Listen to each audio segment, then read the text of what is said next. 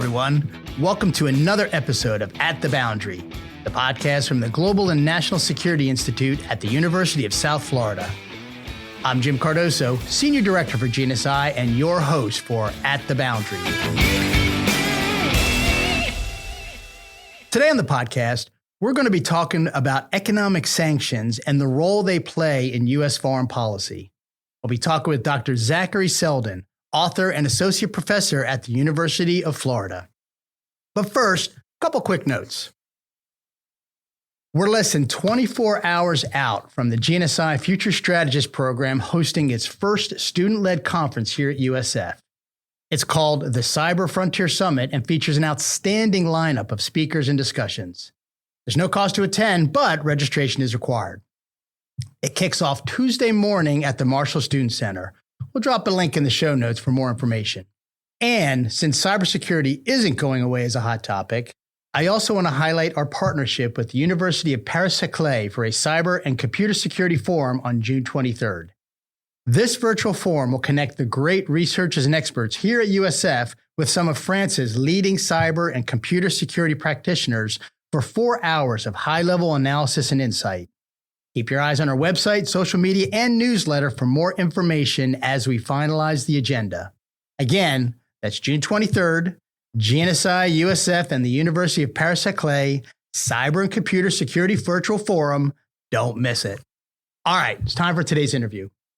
Dr. Zachary Selden is an associate professor at the University of Florida. Yep, those same Gators that just won the men's college basketball national championship. Congratulations. That's okay. Our USF Bulls are in the first top 25 ranking last season, and they'll get there in a few years. Dr. Selden shared time with GNSI Strategy and Research Manager, Dr. Tad Schnaufer, to talk about his book, Economic Sanctions as Instruments of American Foreign Policy. While tariffs and sanctions are two very different things, the global argument about tariffs over the past few weeks has brought much attention to the importance of economic actions in foreign policy. In addition to being one of the country's foremost experts on economic sanctions, Dr. Selden was the director of the Defense and Security Committee of the NATO Parliamentary Assembly. Tad talked with him about the overall effectiveness of sanctions and what role they should take in U.S. foreign policy.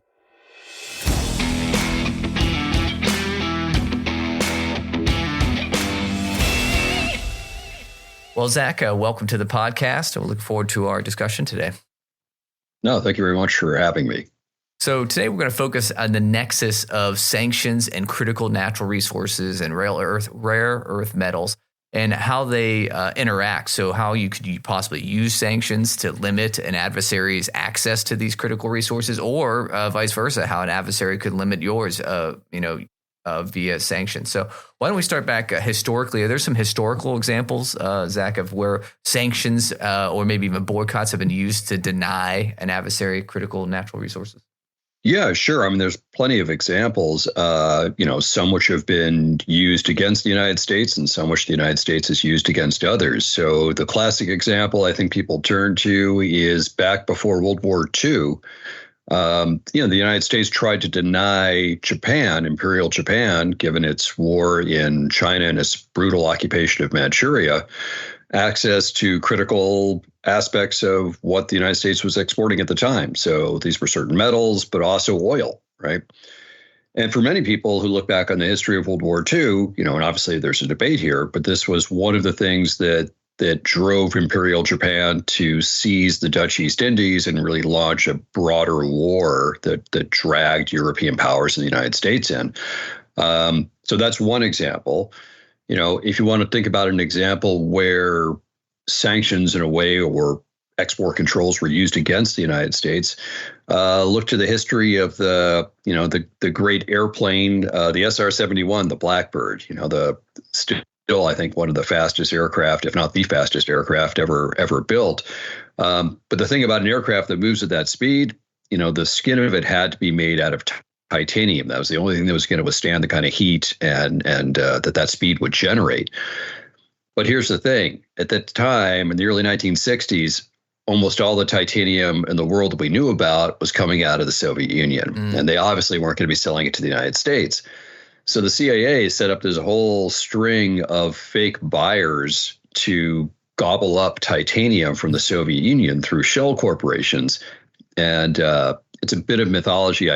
I'm pretty sure it's true. I've read it from at least a number of reputable sources. But one of the most effective ways of doing this was they set up a company that was supposedly buying titanium for making pizza ovens. But this was actually being, funneled into the SR-71 project. So, states will always find ways around these kinds of restrictions, right? And the United States certainly found a creative way at that point. So if we're looking at let's just start with the economic basis. Obviously, we have the current war in Ukraine, a lot of sanctions on Russia and Iran. What keeps them from getting those, critical resources at this point? I mean, obviously from the West. Well, I mean, it's a good question. It's always a matter of cost, right? Mm-hmm. So things are always available from alternative suppliers if you can't manufacture it yourself. And I think, we sometimes make an error in thinking about things like sanctions and tariffs and all these things as sort of separate things, but they're actually, based on the same economic logic, right? Right. So what am I doing? I'm making it more expensive or difficult for you to get something from outside your country, which creates a distinct incentive to produce it inside that country. So my sanctions against you are kind of like you imposing a protective tariff, right? It's going to help you develop your domestic industry to produce that thing if you can do it, right? Now, the thing about critical minerals is that not everybody has access to them in their own country. Right. So it's not like producing a widget, right? It has to be dug out of the ground or something. But even here, in many cases, it's not that a country can't produce a critical mineral. It's just that it happens to be more expensive to do that. And so it's cheaper to buy it from abroad. But if that's denied to you, you will find ways to get it out of the ground at home. And that's currently one of the things that's happening in the United States on rare earth metals. And that's why we see these discussions about the untapped natural resources, whether in the Arctic or otherwise, where countries looking to compete for those mining resources. Absolutely. But even beyond that, I mean, in the continental United States, for example, so, two that I'm aware of that China has put export restrictions on the United States to. China's actually, I think, the world's largest by far exporter of gallium, which is one of the rare earth metals, also antimony. And so what has happened is that you're seeing a lot of development in the continental United States. So there's a mine in Idaho that had been dormant for a long time that produces antimony. I mean, it did so during World War II, and it was a critical mineral then. And now it's doing it again. And now there's a big development in Texas. I think the area is called Round Top, that estimates are it could produce, all the gallium that the United States could need for the foreseeable future from that one area. And see, the thing is that with those minerals, they're in very low concentrations in many, many places. And so it's a question of the effort, the environmental impact, the cost of getting that stuff out of the ground and refining it. China, with very low, environmental standards, is willing to put a lot into pulling lots of gallium out of the ground, which is, like I said, in very low concentrations, and then going through the refining process. In the United States, we weren't willing to do that. But, if you can't get it from somewhere else, you'll get it here. So, once again, it's just a matter of the cost and benefit ratio to these things. And so, yeah, that's been changing. That's been driving a lot of production in the United States. The flip side of that, of course, is that if you sort of follow the economic incentive down the line, once people have invested a lot into mining these things out of the ground, whether it's in Texas or Idaho, we're talking, billions of dollars of investment, they're not going to want to see that go away. Right. So my guess is 10 years from now, if China were to drop its export restrictions on rare earth metals to the United States would probably put some kind of tariff in place to protect those producers, right, for strategic purposes. So, yeah, it's, we can look at these things as kind of different aspects of policy, but in fact, from an economic logic, they're quite similar. So it almost ties into tariffs as well, where you drive home industry, but that industry would not like to see those tariffs lifted because once they invest billions, the infrastructure's there. This takes a long time, though, as well. There's a time horizon, which is not immediate. Yeah. Yeah. And it can vary a lot. Obviously, under wartime conditions, countries do extraordinary things. The United States certainly did during World War II, and others will as well. Under normal conditions, it can take a long time to build up, and the infrastructure is expensive. But, things can happen pretty rapidly. So, for example, the United States was a net importer of major fossil fuels, whether it was natural gas or oil for a long time. We're now a major net exporter, right? And we're looking at seeing a significant increase in the export of natural gas from the United States in the form of liquefied natural gas, which really, when you sort of look at it in terms of our relationship with Russia and our ability to sort of contain Russian revenues, government revenues, this is actually a really important area. So the ramp up the United States has been able to make in the export of liquefied natural gas has pretty significant impacts, I think, geopolitically. And yeah, you're right. It's an expensive infrastructure. It's billions of dollars of private investment. But it happens, and it happened pretty quickly if you consider over a span of 10 years, quickly, it happened quite quickly. How do you then, as we look at these critical natural resources or fossil fuels or whatever it may be, how do you impose a sanctions regime? And then also in this case, like we're talking about with oil, the U.S. is able to offer an alternative. So you sanction Russia, deny its sale, and then you offer an alternative to further deny the Russians to be able to, let's say, use a unflagged ship or a third party flagship to get it sold around. So how does that work? Yeah, so in the case of the United States and in liquefied natural gas, it's a global market, right? So an enormous amount of what the United States produces goes to Asia, right, or Latin America. But when demand really skyrocketed in Europe because Europe tried to shut off the gas taps essentially coming from Russia after the invasion of Ukraine, a lot of it started going towards Europe. So, the price went up, the demand in Europe went up, the price that Europeans were willing to offer went up. So naturally, gas started to flow in that direction. So it's all about supply and demand and prices. And so, as prices hit a certain point, producers are willing to invest more in the infrastructure to get this stuff out and onto ships and moving around. It's an expensive process, but, if the alternative is more expensive, then this is where we are. It's entirely possible that the United States can play this role in it as it starts to change the whole sort of market structure. It puts Russia in a very different position where now almost all of its energy is, I wouldn't say all of it, that's probably an overstatement, but, the vast majority is going towards China and or India to a lesser degree.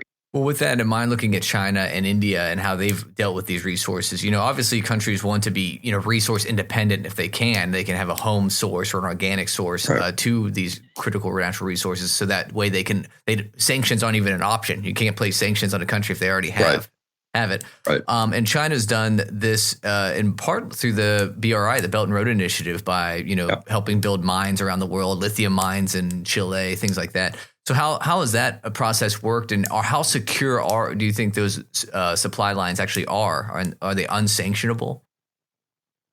That's a really good question. And I think it's been a huge part of China's strategy, and particularly in Africa. So, a lot of what they've been trying to do, and I think in terms of, I think we talked about gallium earlier.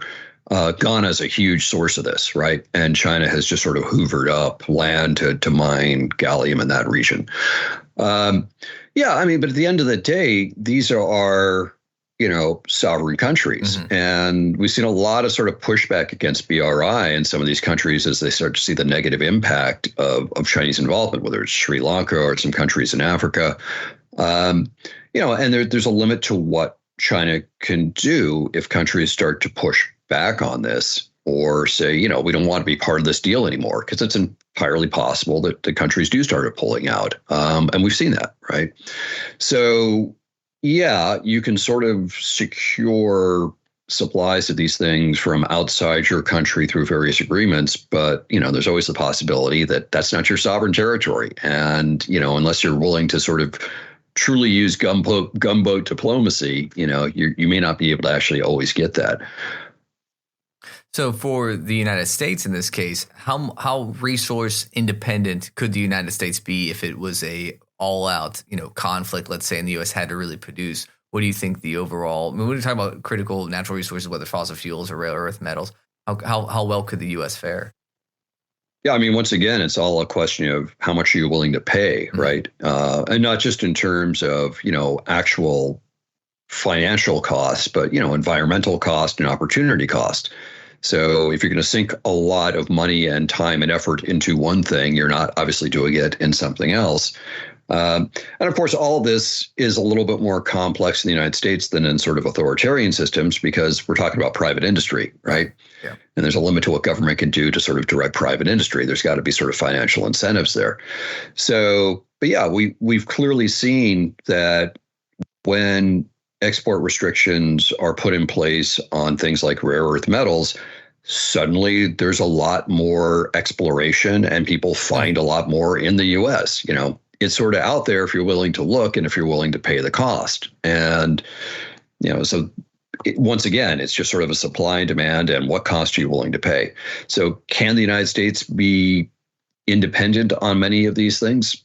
Sure, right? It's not economically necessarily the best way to go in a peacetime situation. But if you argue that you're approaching a period of great power conflict and that these things are strategically necessary, then that's a very different kind of context.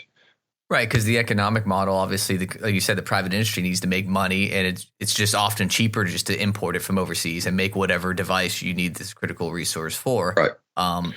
But the Chinese and the Russians don't necessarily have that same calculation, as you noted, because they subsidize a lot of these industries, or the government just straight up owns the industries that are out there doing it.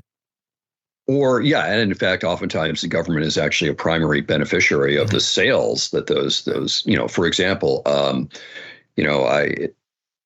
the oil and gas industry in Russia has been described as sort of the Kremlin's piggy bank, right? I mean, a huge amount of Russian federal revenues come off of those extractive industries and their ability to export. So, yeah, these things are completely sort of interdependent, government and industry within sort of authoritarian structures. I think another thing we have to sort of keep in mind, though, is that when the United States uses sanctions against any country, it can sometimes have a perverse effect. And I think we've been kind of pointing to this in a certain way, which is that when you impose sanctions on a country, you're creating an incentive for them to produce whatever it is that you're sanctioning in that country. Right. But then producers in that country have a distinct incentive to make sure that sanctions stay in place, right? Yeah, right. And so this can be, and that can actually make things really difficult to change. And we've got, plenty of historical examples of that when the United States or others have tried to sanction countries. So, my favorite example of this is South Africa under the apartheid regime, which was under pretty strict sanctions. These were UN-based sanctions, so pretty much across the board, most of the countries in the world. And most of it targeted what could go into arms exports to South Africa, right? Because it was a very repressive regime. And so no one wanted to be sending any kind of military supplies or things that could be sort of bolstering the security forces of South Africa.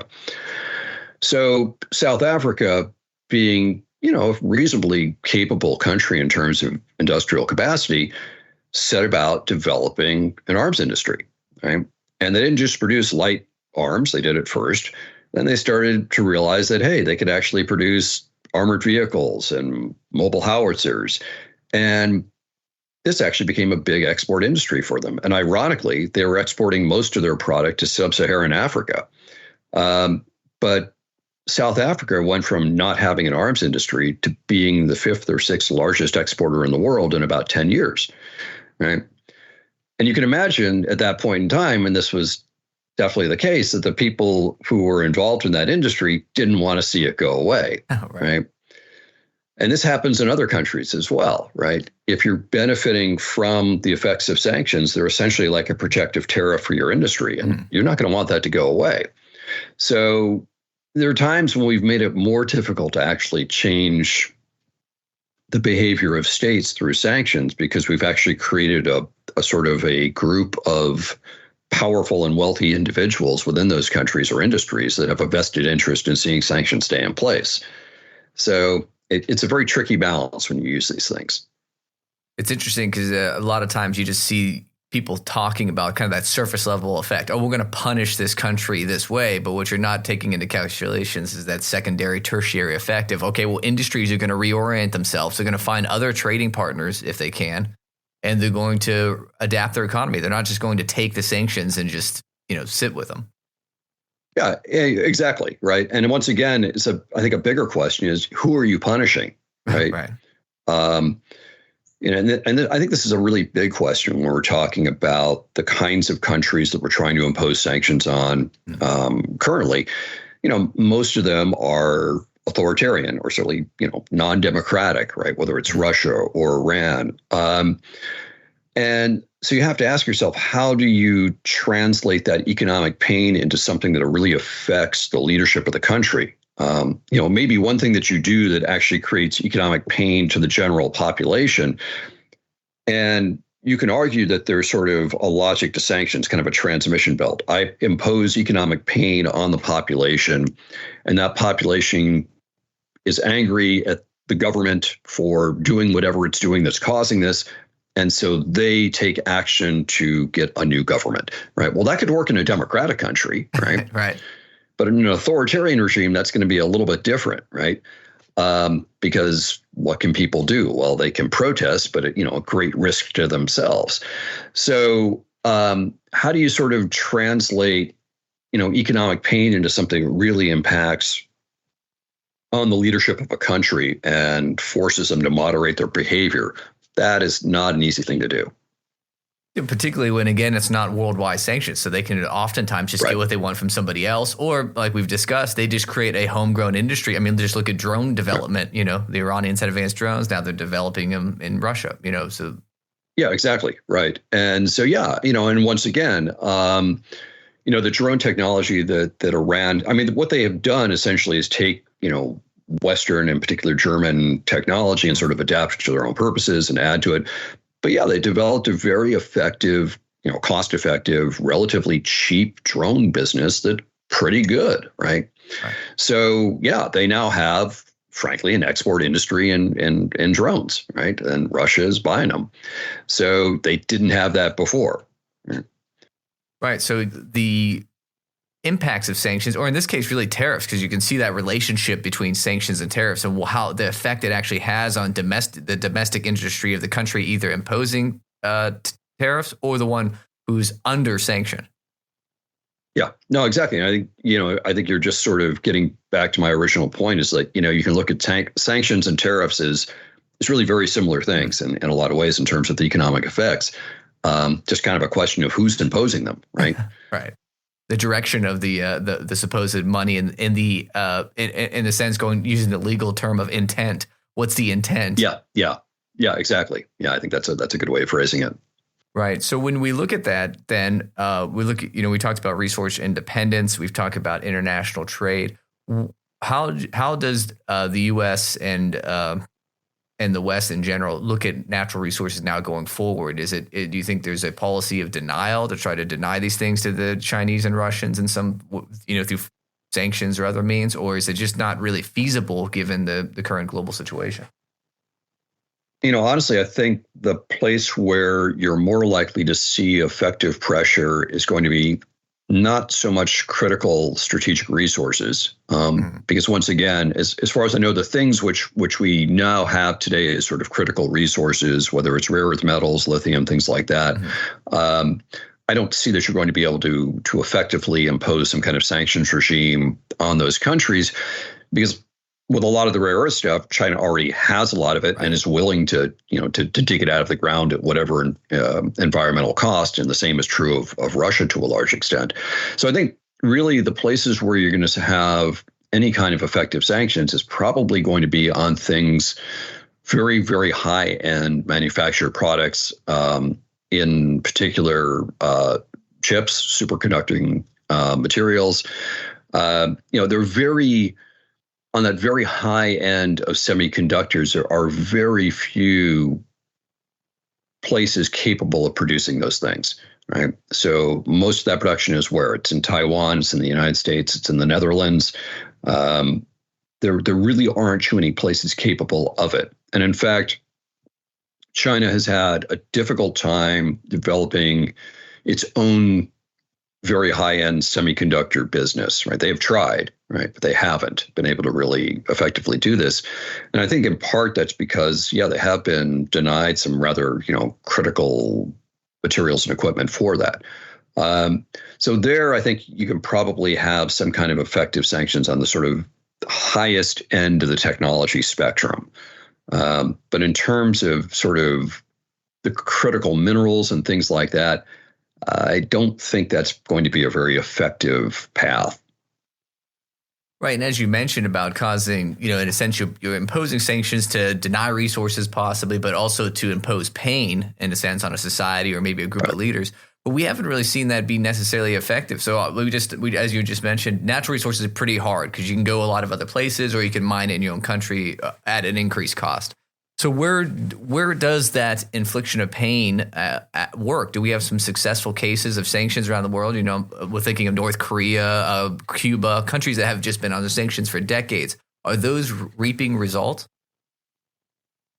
Yeah, I mean, if you mentioned, North Korea and Cuba, these are countries that have, probably under leadership that has done everything possible to shoot themselves in the foot economically. Right. So I'm not sure the sanctions are really the critical thing, right? If they had completely free trade, I'm not sure that it would, really make much difference.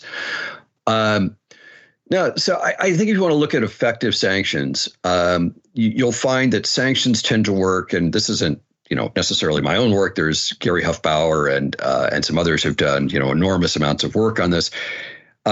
Sanctions are often effective when you have sort of very, not huge strategic goals, but rather sort of very specific goals like, hey, you went and nationalized this piece of property that belongs to, a company from our country. We don't like that, so we're imposing sanctions until you turn that around. That sort of thing. If you can impose some economic disruption on a country, you can oftentimes get a leadership to kind of change things. But it's very discreet, right? And it's very targeted, and there's a clear answer to what they need to do. It's very different if you're imposing sanctions on a country because we don't like your government and what you do, right? They're not going to change everything, right? So it can be very difficult to sort of get those kind of huge changes. But, you can put pressure, and you can do things that affect even authoritarian countries, which are basically insulated from public pressure to a large degree. So, for example, with Russia, back to once again, a huge amount of their the federal government's revenue, so the money that it has available to fund its war effort in Ukraine, comes from the sale of oil and gas. And yes, it's true that they've been able to find new buyers in the form, particularly of China, but also India. But that doesn't make up for all of it. And so Russia's had to sort of struggle and find ways to get out from underneath the sanctions and sell oil. And yeah, it has come at a cost to them, right? Is it enough to push them? No, but, if you're able to deny them $100 billion a year, over time, one hopes that starts to have some negative impact on what they can do in terms of resupplying their military in the long run. So, is it the solution? No, but can it contribute? Sure. And that, makes one wonder about the long-term impacts of sanctions, as we talked about, as economies react to sanctions. So, looking at Russia again, it's reacting to the sanctions placed on it. It's looking for other outlets, looking for other trading partners, other markets to export to. Is there a time factor here where the sanctions have the most impact right away and they start losing effect, if you will, over time? Have we seen that play out, particularly when it comes to resources? Yeah, I mean, absolutely. In terms of Russia, and here, I think the initial sort of effect was quite a shock on the Russian economy. And if you look at, there's a blip there when sanctions hit. And in particular, it really is more sort of the financial sanctions, right? Things were imposed that really made it very difficult for Russia to engage in international financial transactions, and that was a real problem. But once again, others stepped in. China stepped in to really sort of facilitate financial transactions so that Russia could really sort of participate in the international economy. They became its major buyer of its major exports. And so, yeah, it's kind of like, you can squeeze a balloon and it's just going to kind of move in a different direction. And, economies are elastic, right? We talk about elasticity and economics all the time, and things adapt. So, yes, there was an initial shock, and certainly it affected the Russian population. And one could imagine that this would, drive an opposition to rise to the fore and try to change things in Russian governance. Obviously, that didn't happen. And over time, Russians have adapted, right? Mm. They have switched how credit has done. They have changed suppliers. They have changed purchasers of major products. And in the end, they're doing okay, right? So it's a new normal, and it doesn't seem to have changed things that much. Right. Well, and also to put it into context, the Russians knew that a number of sanctions were coming before they started the conflict, because as the aggressor, so they were able to prepare some of their system for that blow as well. It wasn't just out of the blue. They were. And, another thing that people have tried is so-called smart sanctions aimed at individuals, influential individuals in governments or private business who are connected to government. But once again, those individuals have, pretty good intelligence of what's coming down the line, and they're very good at finding ways to sort of park their money in relatively safe places. So many of them may be constrained in some ways, but have simply found, alternatives to what they were doing. So what overall sounds like, sanctions is absolutely a policy tool. It does have effects. Those effects are time sensitive. They change over time. It's not going to be a lasting effect one way or the other. And then what I'm also hearing is that for when it comes to natural critical resources, you can try to deny it to a country. You can try to sanction it, but likely it's not going to completely stop the flow. No, I mean, it's highly unlikely. And like I said, with many of these resources, it's not a matter that they are impossible to get from, from either your own domestic territory or from countries that are friendly to you. It's just that it's more expensive or environmentally risky. But if you drive up the cost, then it's worth it. Right. Yeah. And it's really just, this happens when you think about policymaking quite often. Don't ask more than what your policy can deliver. The sanctions can deliver impacts. Just don't expect them to be a panacea. Yeah, no, it's not a panacea. Is it part of a package of tools? Sure. But, once again, always be aware of the secondary effects of whatever you do. And, that's generally good policy advice, right? What are the possible secondary effects, right? Right. Always a good question to ask yourself. Yeah. Who else is this going to affect? And really, like we talked about with sanctions here, how soon can they work to circumvent it? Yeah. So if we were going to, as we wrap up here, what would you say are the big takeaways going forward as we look at the expansion of these rare earth metals, the need for microchips and other technological things that can be sanctioned more easily and can be restricted and denied to adversaries more easily, as we discussed? What would be the big takeaway? Yeah, I mean, I think the big takeaway is that the United States is going to, I think, find many ways to become more self-sufficient in these critical minerals. I mean, there have already been steps that have been taken. I think, and I expect under the current administration, you'll see a deliberate green lighting of mining operations and perhaps a less attention to environmental regulations to sort of green light projects so that this can move ahead more quickly. as well as green lending projects that allow the United States to export more oil and gas and therefore sort of deprive Russia of that leverage of the international environment. So I think you'll see more of that. There's always been, or I shouldn't say always been, but for the last, several years, and certainly under the previous presidential administration, a focus on restricting the export of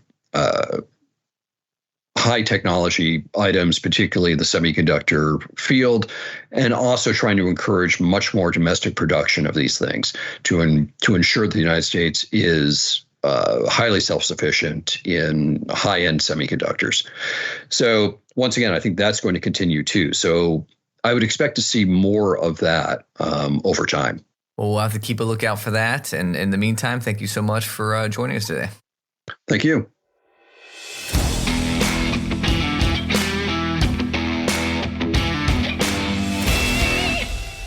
That's Dr. Tad Schnaufer, GNSI Strategy and Research Manager, talking with Dr. Zachary Selden, one of the country's foremost authorities on sanctions and author of the book, Economic Sanctions as Instruments of American Foreign Policy. Special thanks to Dr. Selden for his unique analysis and perspective on a key and often misunderstood tool in global foreign policy. Later this week, with the Houthis in Yemen dominating recent headlines, we're dropping our first special episode of the year. We have an opportunity to sit down with Nadwa al-Daswari, a veteran researcher and foremost Yemen expert. Between the controversy of senior administration officials discussing military plans on an unsecured signal application and the success of their strikes themselves, there's a lot to discuss. Al-Daswari is an associate fellow at the Middle East Institute and the founding director at Partners Yemen, amongst many other high-profile roles in the region.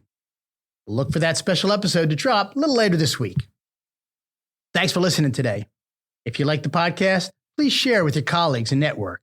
You can follow GNSI on our LinkedIn and X accounts at USF_GNSI. And check out our website as well at usf.edu/GNSI, where you can also subscribe to our monthly newsletter.